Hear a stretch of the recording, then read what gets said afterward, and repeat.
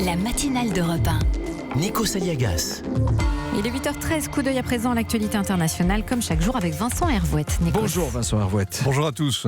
À Washington, le rapport du procureur Mueller sera publié demain et la chasse au Trump recommence, vous nous dites. La saison 1 s'est terminée il y a 3 semaines par un coup de théâtre, comme le veut la loi implacable des séries.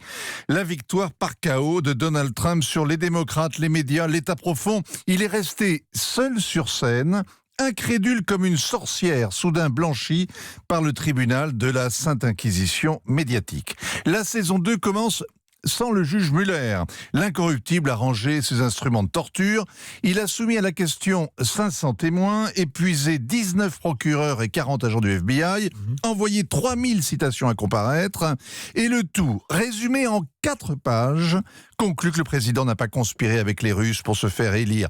Pas de collusion et pas d'obstruction à la justice non plus, qui est à Washington un crime beaucoup plus grave que de dépenser 25 millions de dollars pour conclure à un non-lieu. Sauf que le procureur Mueller n'a pas rédigé ces 4 pages, c'est Bill Barr, le ministre de la Justice. Alors les démocrates contestent cette synthèse du dossier, elle les prive du dénouement qu'ils réclament depuis 2 ans, Donald Trump expulsé de la Maison-Blanche avec les menottes au poignet. Le rebondissement, c'est demain, la publication des 400 pages, tout le dossier, sauf les passages protégés par le secret défense, Donald Trump qui claironne depuis 3 semaines que l'enquête russe est la plus grande arnaque de l'histoire politique, ne s'y est pas opposé.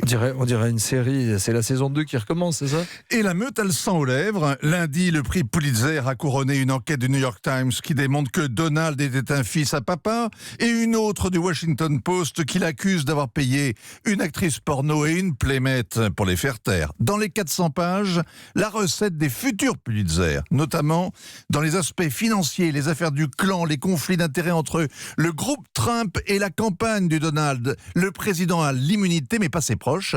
Le juge Mueller a déjà ruiné son ancien directeur de campagne et envoyé derrière les barreaux 2 de ses avocats dont les turpitudes fiscales ont été éventées. Ça promet. Dans la saison 2, du sang sur les murs, de quoi tenir les lecteurs en haleine jusqu'à la chute finale ou la réélection du Donald.